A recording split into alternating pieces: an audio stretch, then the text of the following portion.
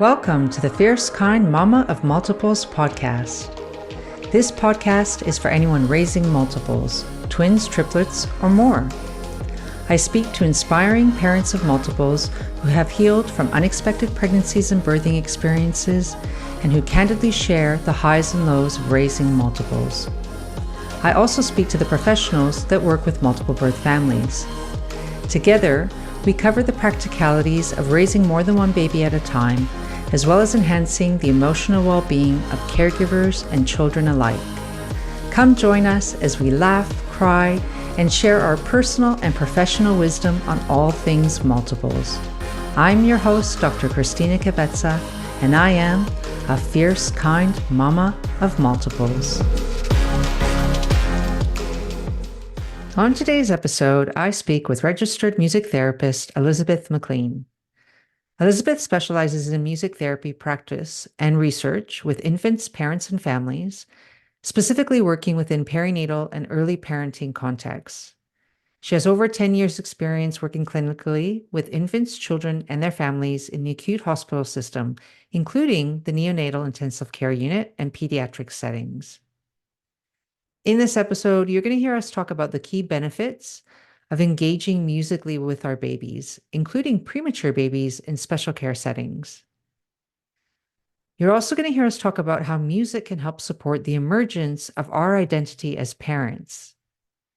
This episode is full of fascinating information about the benefits of musical engagement for both children and parents. And there are some practical tips too for those of you who may be shy or apprehensive about engaging musically with your children. The good news is that you don't need to have any specific musical talent or ability to reap the benefits of engaging musically with your children. I know this episode is quite long, but I encourage you to stick around to the end as Elizabeth shares with us a beautiful piece of music that I know you will love. After listening to today's episode, if you have any questions or feedback for myself or Elizabeth, please feel free to contact us. Our details are in the podcast show notes for you. Elizabeth, lovely to have you here. Thank you for having me, Christine. It's lovely to be here. Tell us about yourself and the work that you do. So I'm a registered music therapist with Australian Music Therapy Association. I'm a mother of three. I've got a nearly 8-year-old, nearly 5-year-old, and a 2-year-old. And I have worked for over 15 years as a registered music therapist here in Australia. I currently reside in Geelong on Wadawurrung country in that southwest part of Victoria, Australia. And I work a little bit in academia as well as a research assistant and doing some education within our Masters of Music Therapy program at the University of Melbourne. So I sort of have recently started my own private practice. I'm director and founder of Vital Voices. And this is a perinatal specific music therapy service that involves mother care support, perinatal education, and early years music therapy support for infants, parents, and families in the community context. Wow, that sounds amazing. Tell us about what you love about this work. Oh, so much. I mean, I feel very lucky to be part of a growing number of music therapists. We're kind of hitting close to maybe 800 now in Australia, which is really big from where it's come from. I feel very lucky to be able to use the medium of music as a tool to support and work with and connect with individuals to help them in their health and well-being goals. So I think as a music therapist, we are able to use a very highly accessible, often highly engaging hook to connect with people, human to human. It's a powerful connector. It's a powerful social enabler. It's a powerful stimulus for our bodies in many ways. And so to be able to use music in a way that supports others and connects with others so quickly and efficiently often, it's really powerful. Obviously, I love music. I'm a singer. I trained as a singer years ago at university. I sung all through my childhood and I played music. And so to be able to blend that love of music and role of music to then help others in a health professional role, it seemed like the perfect mix for me. And so I feel really lucky and I love this role of music. And I think in becoming a mother myself, sort of almost 8 years ago now, and this explains the birth of Vital Voices too, I really realized as well that there was so much to know, to uncover, to support for new parents and families in the role of music when you're becoming a parent for the first time or for the second or third time, or however it looks for you, if you're navigating parenthood in all its shades. And I really, having worked a long time with young infants and children, I found that music was just a beautiful way to bring a family together and support them in where they're at. I love that how you're describing connection and the importance of music for that. Why is it important for parents to connect musically with their children? And how do we best go about doing this? Yeah, look, I think connection is one of the core values for me in the way that I wish to work and in the way that I understand music as a way to afford music and use music in my work as a therapist. Um, Connection is so core, as you would know, and probably many of your listeners, to the human experience, to the essence of how we seek to be. We are naturally human. Humans seek to connect, humans seek to engage with others. We are, uh, a species that needs others to and a village to grow and to learn and to develop.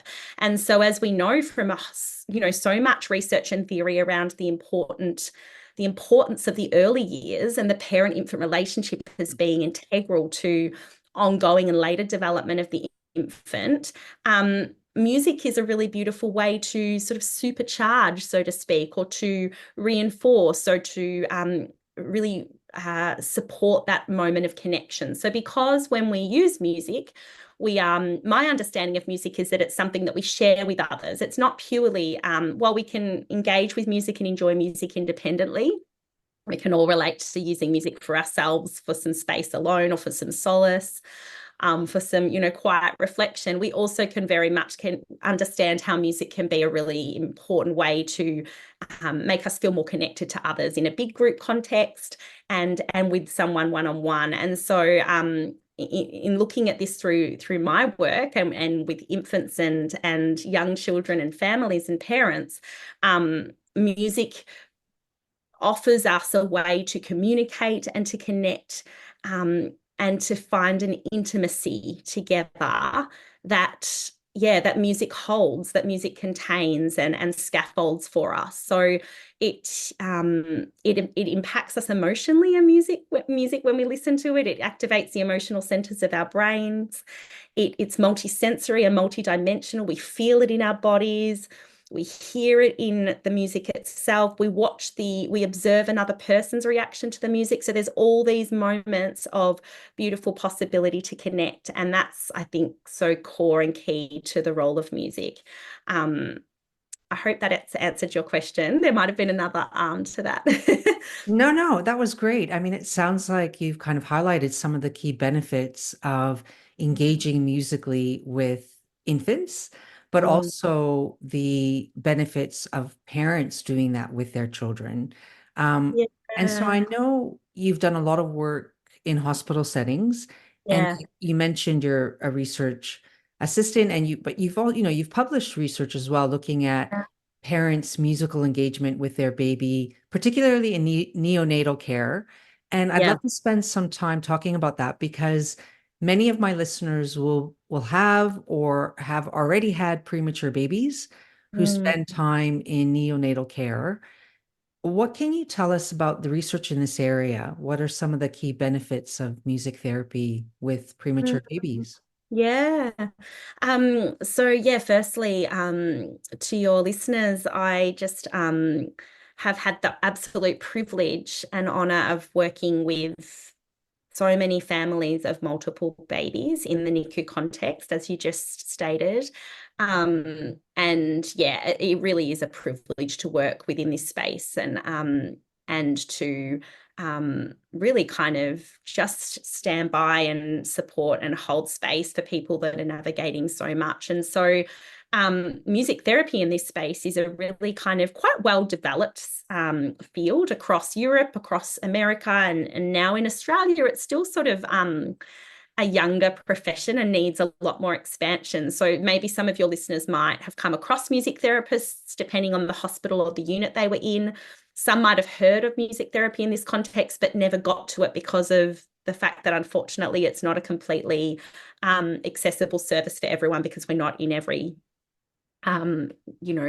tertiary centre in the NICU space, which is a real shame, and I hope that can change. But we have a host of research that highlights the benefits, both physically and behaviourally and socially and emotionally, for infants and for their parents. So yes, I've worked in this space in Melbourne, in Victoria, Australia, across 2 of our large hospitals. And within those roles, I've predominantly been kind of working with infants that have been born prematurely, or infants that have been born at term age but might have a complex medical need, surgical requirements, a complex medical diagnosis that lands them in the NICU, and often for a very long-term stay. And so music therapy and the benefits of music therapy play a few roles. Obviously, in an acute setting, we're looking at the role of music in that short term. So how can we, for this particular moment in time, stand with this family and meet with this little person? And actually, often I would find my role being about just tapping into the little baby that is here, the little person that is here. Who is this little baby? Bobby, for example. What are they like? Who are they? How did the family kind of come to know and get to know their baby? Often when babies are so unwell in this medical setting, there's an obvious need for us to be focused on sometimes keeping this baby alive, and keeping this baby as healthy as possible, and preparing this baby for surgery. And so the medical focus is necessarily so paramount to the focus of care.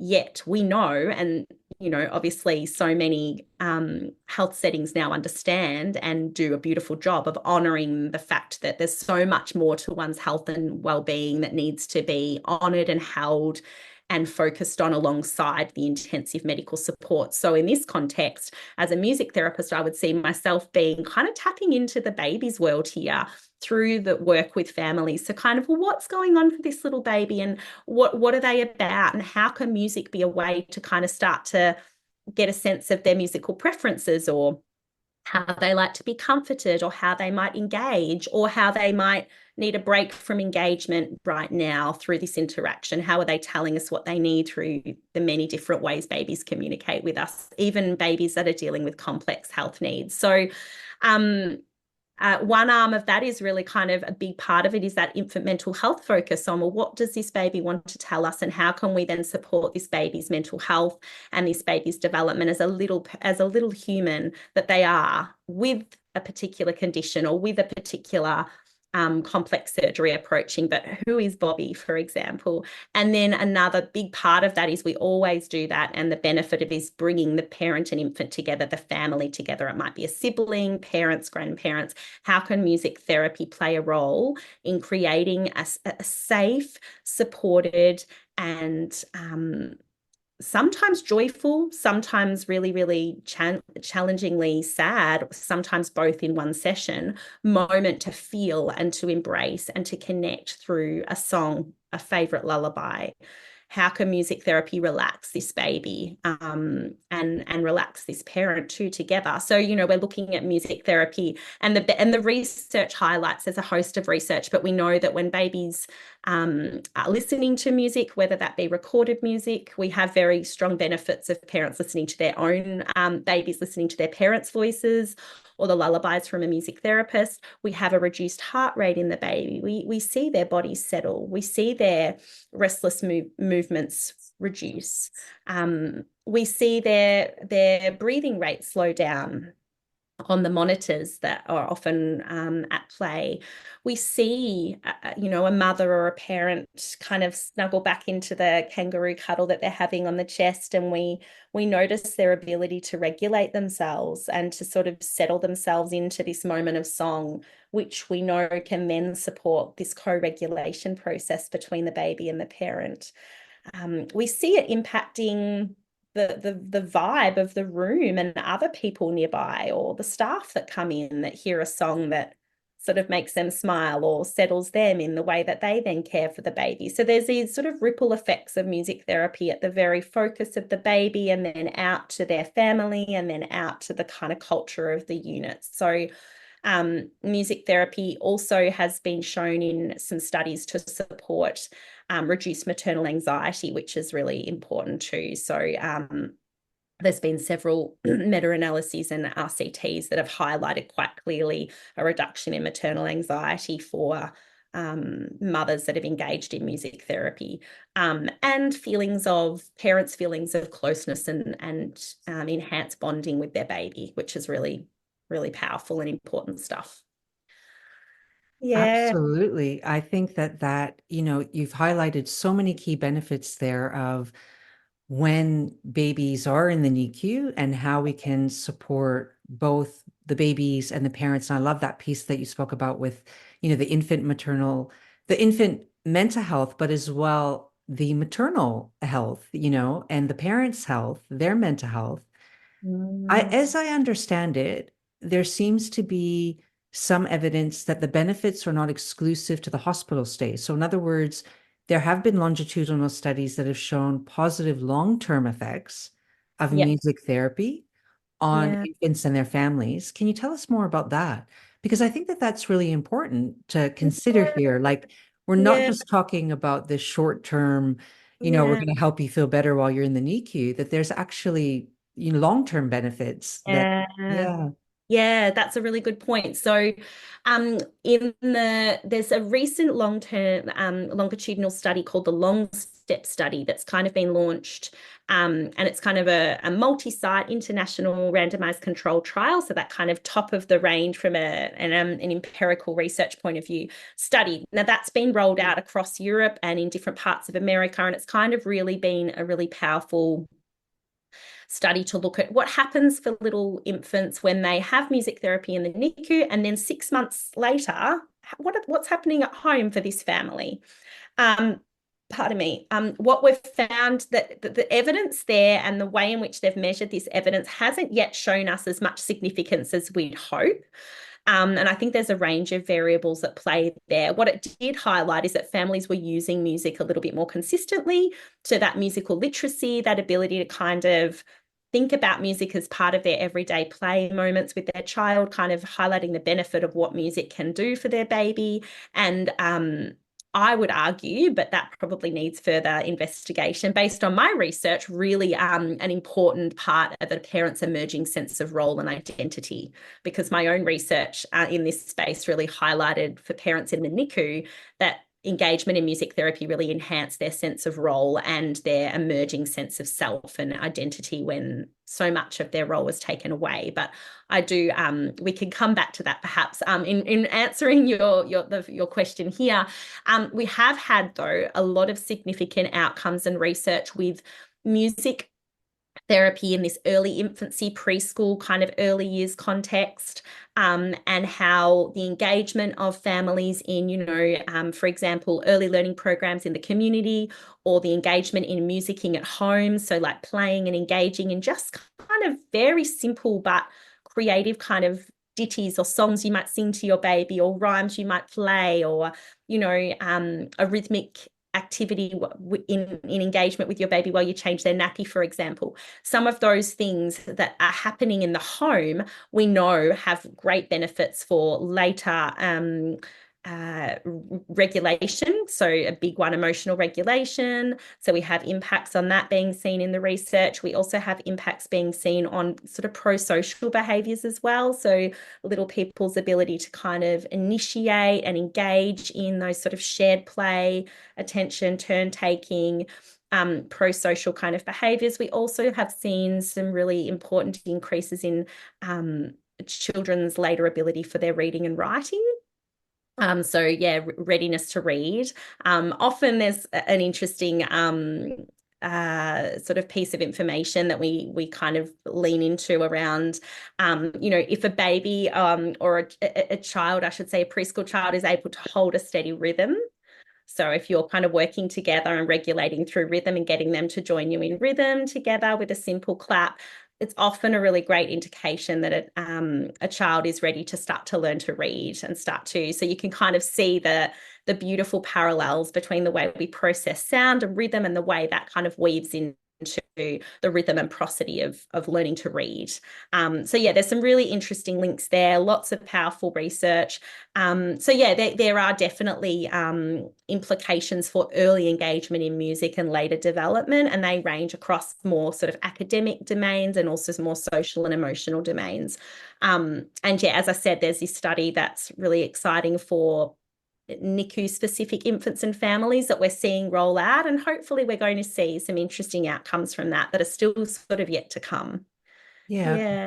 Yeah, thank you for sharing all of that. When I think of music therapy and I think about my own personal experience and how I've used it with my children, I Yeah. see it really as a wonderful opportunity for building attachment Yeah. between the babies and parents. And so often I think the neonatal care is wrapped, if you like, in this cocoon of unspoken trauma and vulnerability. And I feel Yeah. like music is a nice, safe way to support the bonding process. But at the same time, I'm wondering about premature babies, underdeveloped, if you like, sensory Yeah. systems, and Yeah. whether there are situations in which you would not want to use music with premature babies because of the potential risk, perhaps, of overstimulation. I Yeah. wonder what the research says about if there are any potential risks and how do we circumvent them as parents? Yeah, that's a really good question. And it's a really important one. And I think it highlights quite a bit about how music therapists kind of work in this space too. We always say we don't own music as music therapists. We are all equally, music is accessible to all, and we deeply believe that. That was something that I often led with when I worked in this space several years ago now. But a big part of our role and with our training and kind of with this lens of focus on music as a resource for parents and infants, it's really important for us to be aware about, yes, the underdeveloped sensory systems of preterm infants. Many listeners here who have lived experience directly of having a preterm baby or preterm babies would know that we have to be really careful. And, there are a few contraindications with music, but there are some. So we have to be really aware of that in this context, and maybe more so in this context than any other when we talk about working with music therapy across the lifespan. So yeah, an infant, we know that a safe sensory environment and a safe sound environment, so being really conscious of the types of sounds for a preterm infant is really important, because often preterm infant sensory systems, and particularly their auditory systems, are still developing. And I'm sure this is something you would know too. So therefore we have recommendations and guidelines from the American Academy of Pediatrics that we go by that highlight a certain decibel, so a certain volume level that is safe to be adding sound into the environment. So most units will really be aware to support the development of infants. There needs to be sort of an ideal level of sound that isn't going to be interfering and potentially impacting an infant's development of those fine sensory hair cells on the ear and that fine tuning of the hearing that happens in that last trimester that often these babies are in the world developing within the NICU for. But also, making sure that these sounds and these aversive, sometimes really negative, loud sounds that are not regular, you can't kind of connect to them, that you can't attenuate to them. They're really random alarms and buzzes and sounds. They can really have a big impact on a baby's physical state, so they can make a baby startle more easily when their sensory system is still needing, they're still needing help to maintain their body. They can increase a baby's heart rate and a respiration rate, all the things that indicate a baby is in a stressed state. And we're really trying to bring a baby into the least stressed state as possible so they can then be comfortable enough to grow and to develop and to be nourished and to put weight on.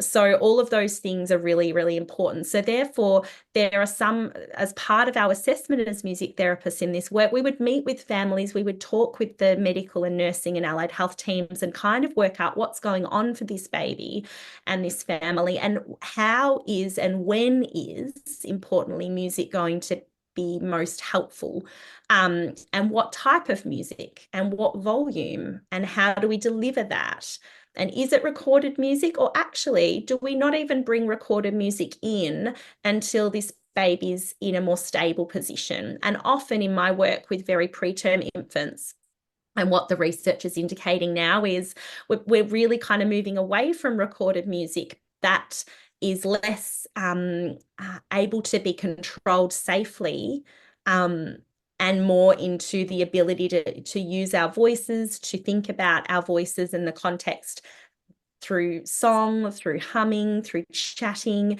through bringing things down. And when we're in the moment of engaging with a baby through our voice, we can change based on the communication happening between us. We can alter, it's contingent, it's based on that reciprocity of interaction that's so important when we're talking about attachment and early interaction. So we could change what we say, or we could watch the baby's response to a particular tone. So that all of those sort of things are what we as music therapists are trained to offer, to educate others on, and then to kind of support parents to kind of have a go of and have a think about. And this process is a big part of how musical interactions support that attunement and that attachment, because you're starting to kind of tune into what your baby might be hearing, what they might be liking or not needing. And so we have to be really careful, again acknowledging that we also want to really empower parents to bring in their own musical kind of culture and behaviors and resources. And we do this in a partnership so that, it's best for the baby, and it also is really engaging the parents. And then that's going to be ideally the optimal context for this baby to thrive and to be able to do the best they can. But I hope that answers your question around that need to be really careful, and it's sometimes a really sort of carefully staggered and layered approach to building stimulation and layers of musical input. Yeah, no, absolutely. That does answer the question. And when you were speaking, I was thinking about the case of, parents maybe having these babies in neonatal care, and in those very early days, not really, there can often be a sense of not knowing how to engage with the babies because it can seem like they're largely unresponsive. And in particular, I'm thinking about babies who maybe are born quite early or even sick, and so their ability to be held and to be responsive is diminished. And I'm wondering, when a parent comes in and tries to engage with their babies in neonatal care, who might on the surface seem completely unaware that the parent is there, what does that do for the parent's perception of the quality of the interaction with their babies when they're trying to engage musically with them, or even just engage? Hi there, fierce kind mama. Sorry to interrupt the discussion, but I have something to share with you that I know you're going to love. We're often told that parenting can be hard, and whether you're a soon-to-be or current parent of multiples, there is going to come a time when you will probably feel stressed, overwhelmed, or even worried about the future. That's why I've developed a free guide for parents just like you with my 5 top tips for handling stress and overwhelm. You can download it now from my website, fiercekindmama.com. That's a really, really beautiful question too, and such a thoughtful question, because I think it really highlights also about what I was finding in my work prior to starting my research, kind of going, oh, we just need to know more from parents' experiences here around how they're finding this. And there are so many, what my work kind of uncovered and what I realized was there were just so many barriers, musical barriers, was my focus, but barriers to parents to be able to do for their baby, to be for their baby because of the complex context.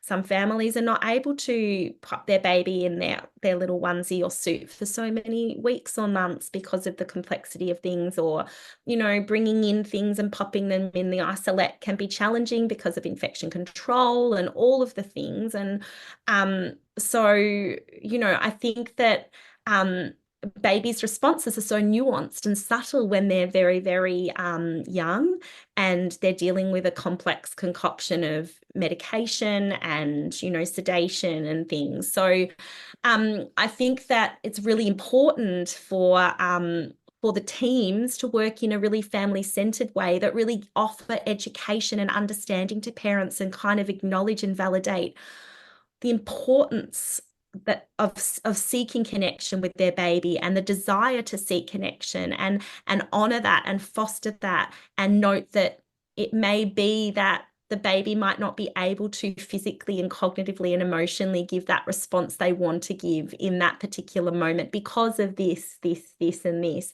But the intention of seeking that connection is really important, and the consistency of the voice, for example. So I suppose in my work, my big focus is on the voice. And what I found in my research was that I had parents say to me, I couldn't touch my babies. This was a mother of twins, preterm twins. She said, I couldn't touch my babies. I couldn't hold my babies. The only way I could hold my babies and connect with them was through my voice.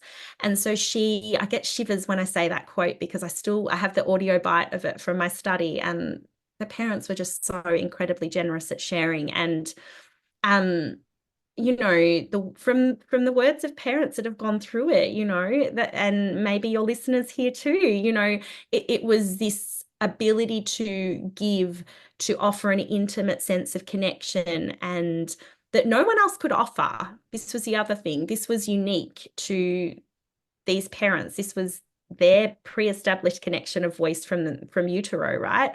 And so, yeah, that voice was a way to cut through, literally through the doors of the perspex isolate, through the mess and mash of all the other noises in the context of the NICU that were not at all kind of comforting for these families in many ways, in the complete opposite in many respects. So yeah, that ability for the voice to offer a way into the infant, but also a big part of what I did find was that, yeah, it created a barrier. If parents were engaging with their baby and not getting a response, as you were just suggesting, reading a book and just saying, well, I'm not getting anything.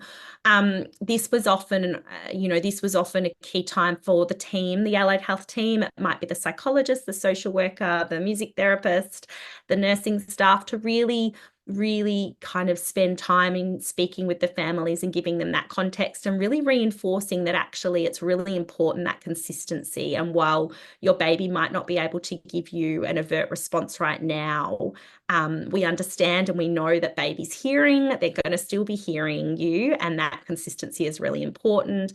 We understand, there were moments when, babies' situations would change quite dramatically when they would hear about, a parent come in, and things that parents might not be able to see that staff would see and relay back. And again, just recognizing that the responses change over time, and taking in all the variables that contextualize a baby's response.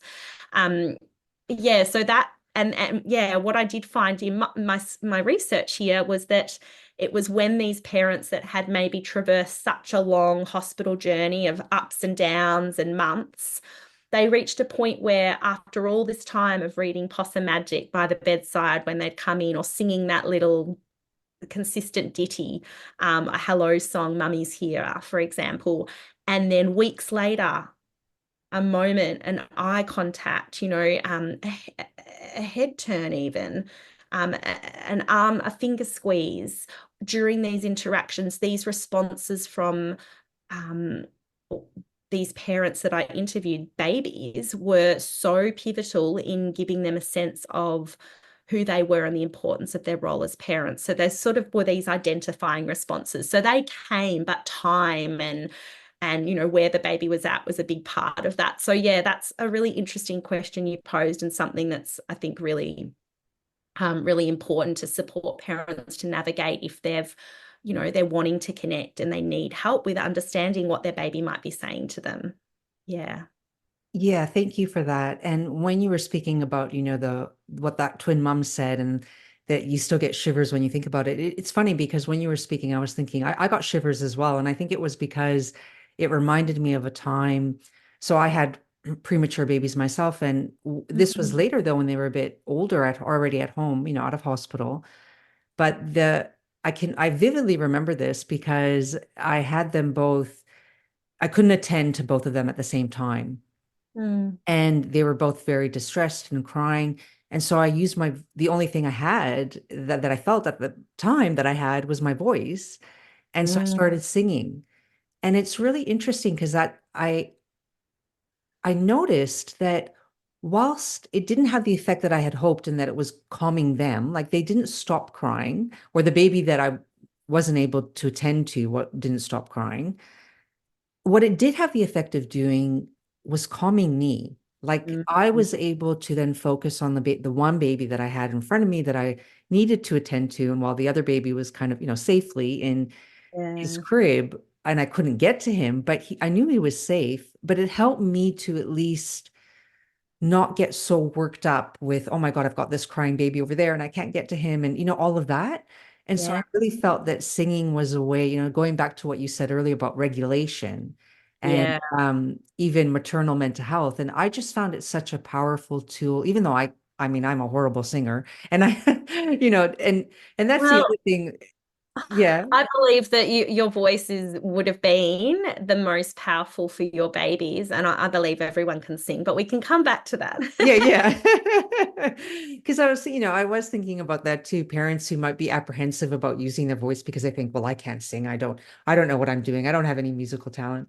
But Yeah. anyway, yeah, going back to that idea of regulation and just, Yeah. helping to calm my nervous system down enough so that I could attend to these babies that were both screaming because I couldn't get to them at the same time. Mhm. That's a really powerful experience to share. Thank you. And I think that that speaks so much to this notion of co-regulation. And this is sort of a lot of what I speak about in my work in the community now and through Vital Voices, is this importance of kind of sharing and talking with parents about music to resource yourself. And often in those moments when you are having a particularly challenging time, and they come often in my experience of as a parent and juggling, I'm not a twin mother, and I have the deepest respect to you and all of your listeners. I had single babies, but the juggle of having a 2-year-old and then a baby, and feeling that, pressure that we can feel as parents and mothers in my experience, and needing a way to ground myself and regulate myself so that I could remain steady. And while there was still all the noise going on, I could remain steady, and voice and song and mantra did that for me and still does that to this day. They're not babies anymore. To then be able to focus and attend and tune in to what this little person needs. And we know that, this co-regulation process, if we can start here, then it transfers out so beautifully. Our little people and our babies pick up on that. So that's a big part too of what is important to talk about in the context at the very beginning of your parenting in a NICU, but also, when you're home and, as you journey through parenthood, it's a powerful piece that music can offer. And if we can kind of, you don't have to have a vast repertoire, but you just need to have some things you can draw on in those messy moments where you're in that fight or flight and you need something to bring you out of your head and down. And, singing reduces our breathing rate. We deepen and we slow our breath and we activate our vagal nerve. And, it's a very quick way to tap into and reduce our that activation. But I loved how you followed up then by speaking about that often in our Western culture, we have such a challenged kind of tricky relationship with music and voice and singing and this ability to sing. And I think that comes down to this culture that we live in, and I'm speaking on behalf of where I'm at the moment. We have these ideas of you've got to be a great singer, and if you're a singer then you're on stage and you're in a band and you're performing, and our voices are all about perfection. And it's linked, I think, to these outdated views of what being musical is. You're only musical if you play an instrument, for example. And I challenge that, and I actually think we're all innately musical.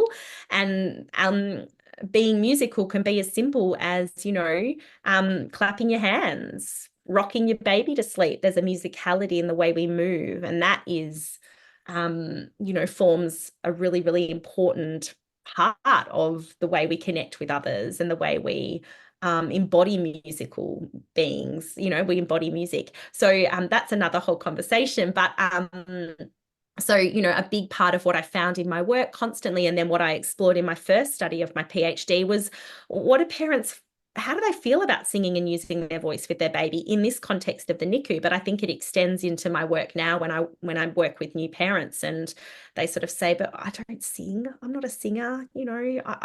That one person told me to be quiet in the choir in primary school, and I've never let that go.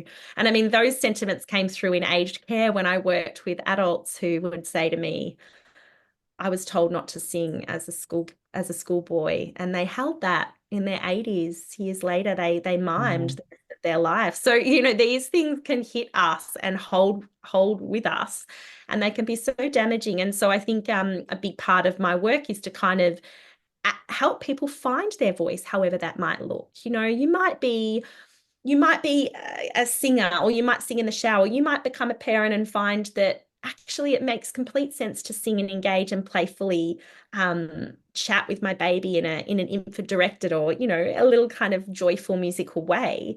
But also you might have people that say, oh my gosh, I feel so exhausted and depleted, and I have no confidence in my voice, and I have no confidence in myself right now if I'm becoming a new parent, and I'm struggling with my mental health, for example.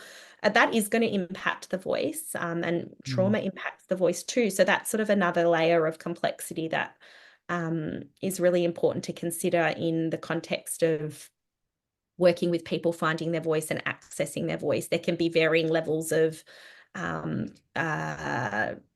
history with that, and how we need to do that might mean different methods and different levels of support. But yeah, many people can feel really unsure of that, even knowing that their baby loves their voice and that it might help with settling to sleep and it might help settle them. It can still be very hard to even think about finding your voice and drawing on it in those moments. Yeah, Yeah. that's a really great explanation. And I think when you were speaking, I was reminded of what you were talking about earlier about becoming a new parent and perhaps using music as a way to support the emergence of the parental identity. Could you Mm. speak to your research there and what you found?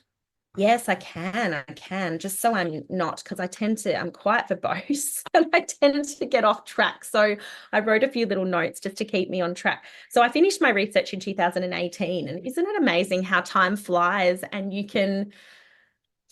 so much changes. My brain's changed since having, two more babies since then. And I was just sort of rereading the theory that clearly came out of my research, and sort of some key points I thought that might be interesting. But yeah, this sense of emerging identity. So I think I've alluded to and spoken to the fact that there was so many moments for parents that their sense of agency was taken away in the NICU for the need to keep their baby safe, for the necessary need to keep their baby um, as in the best possible state as possible, and to receive the care they needed, which is often very invasive and intensive in an intensive care context. But while that was going on, there were often moments where parents described to me this sense of feeling like they were an oversight and that their role wasn't at all pivotal. And while they weren't able to, change the catheter or, change the central line and didn't want to be doing that, of course, there were moments when they didn't feel like they were duly given that respect and collaborative role to kind of play for their baby and honor that was equally as important alongside the medical intervention and the roles of everyone involved. So this sense of feeling like one's identity and sense of role and sense of ability to do for one's baby.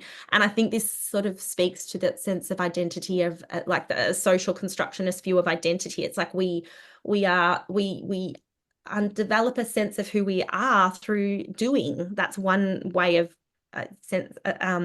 identifying how we see ourselves. And so if you can't do the things that you envisaged for your baby in that moment, some of those caregiving things and some of those general tasks, it's such a task-driven role in many respects when you become a parent, then that really made many parents that I spoke with feel like they weren't the parent. They weren't able to. It really impinged on their ability to feel like the parent and have that role. So it was through doing something musical for their baby, like a musical occupation, reading that story as a routine every day, singing that hello song, singing that goodbye song, helping curate a playlist for their baby, writing the sign around the recommendations for their baby's music and purchasing the device, for example, with help from the music therapist.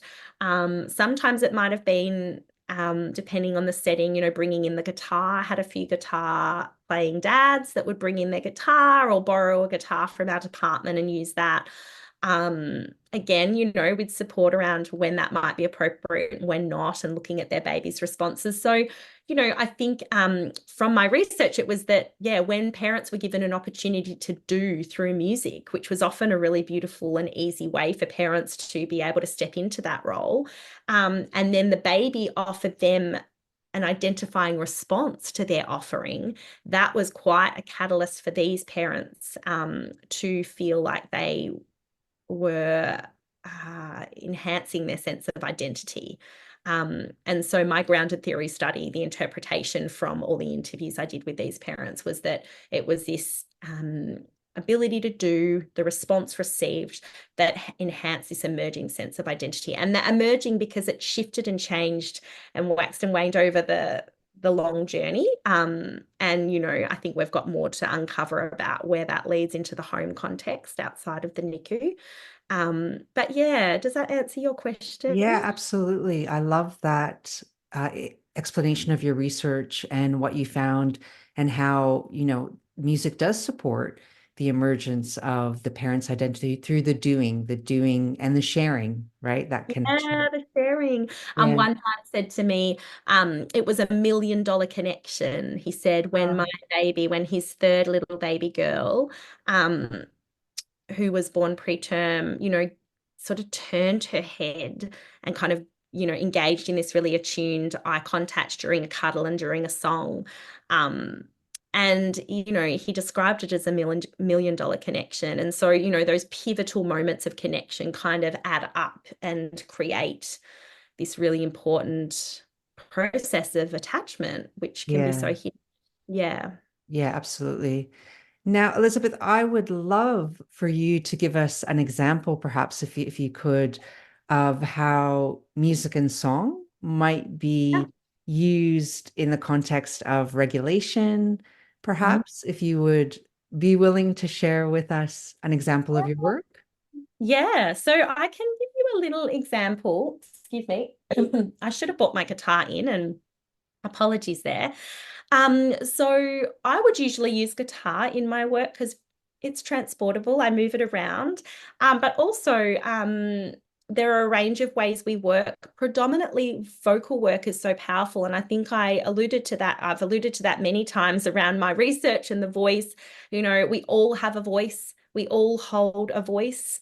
For some people, it's easier to access than others, but it's something that is an innate part of ourselves. It's an very quickly activating way to support our parasympathetic nervous response. It brings us down.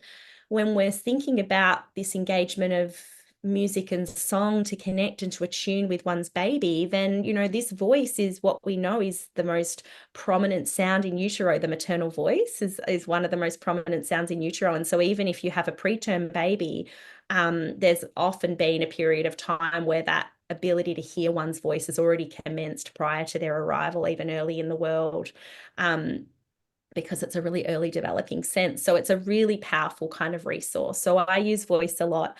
I may use guitar accompaniment, or a monochord is another instrument that is used in creative music therapy methods in this space. So you can imagine that there might be a bit of a gentle accompaniment to this. But one little kind of lullaby that I really love is it's called All the Pretty Little Horses. And I used to use this a lot in my work, and I've used it since. It's a nice example of the musical properties of a lullaby. And, you think about music and babies, you often think of lullaby, right? Like, it's quite a culturally, deeply kind of historical use of music. And the great thing about lullabies are that they cross cultures. Every culture has a form of lullaby or song, pardon me, to connect and to soothe and to sedate. So in this work with very complex infants, and in my work with families who are sort of navigating the parenting challenges of settling their baby, regulating themselves, as you described, with your twin boys, lullabies are such an incredible language of love for our babies, but for ourselves. And so when I talk about lullabies, and I share this lullaby now, I encourage parents to often think about how, we're using a lullaby for our baby or for someone's baby we're working with. We're also singing a lullaby to ourselves. It can be our own lullaby. We can think of lullabies as being, not only just reserved for little ones, but for ourselves, because parents need lulling, and parents need holding, and parents need soothing. And we can self-soothe through the voice and through a lullaby. So this is All the Pretty Little Horses, and it's super simple. And I'll just give you a little.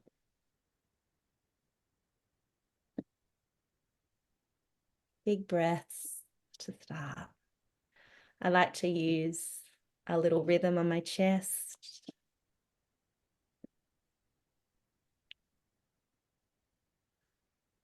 Hush-a-bye, don't you cry. Go to sleepy little baby. When you wake, you shall have all the pretty little horses, blacks and bays, dapples and grays, coach and 6 little horses. Hush-a-bye, don't you cry. Go to sleepy little baby. Mm-hmm. Mm-hmm. Mm-hmm.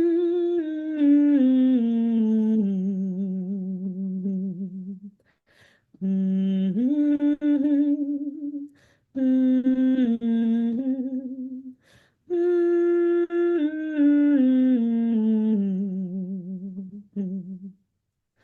Ah. Wow. That was amazing. Oh, I love that, Elizabeth. Thank you so much for sharing that with us.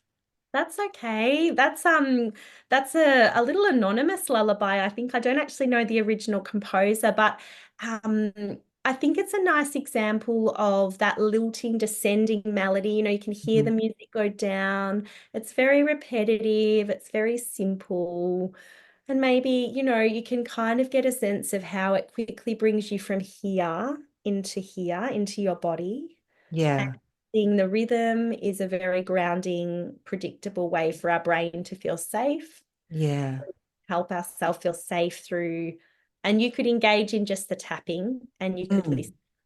You could choose to sing and learn the song. You could hum. So there's layers of engagement that, is powerful to offer people. And yeah, that's one example of how I might use something simple. And yeah, thank you for listening and engaging too. Yeah, no, it was great. And I think that, people might not, if they're listening to this on their podcast directory, they wouldn't have been able to Yeah. see that you were tapping your chest, and I was kind of following along as well. But that idea, a lot of the work that I do in more in my clinical practice in therapeutic sense would involve some body tapping. Yeah. And I find that, so that's, it's a really powerful way, I think, to use you're using a lot of modalities there, right? Your voice. So there's that auditory system, but then also the tapping. So yeah, that was Yeah. amazing. It's really interesting. I'm not trained in tapping in the clinical sense, but I'm Yes. fascinated by it. But I do, you could incorporate, that bilateral stimulation as Yeah, the well, bilateral. from left to Yeah.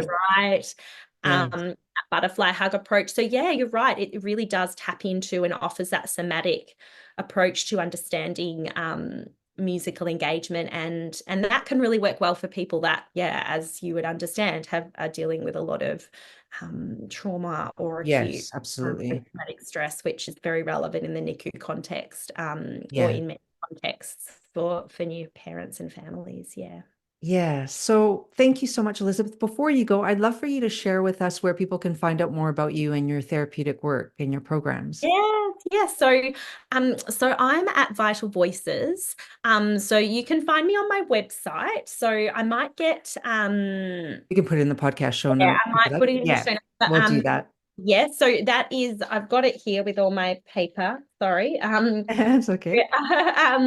Yeah, so at the moment you'll find on there a lot of current offerings. So I do group work currently in my local community, which may not be local for many of your listeners, but I am probably thinking about developing some online group programs. So keep an eye out for that. And I do Lovely. offer individual support, and that could be online as well.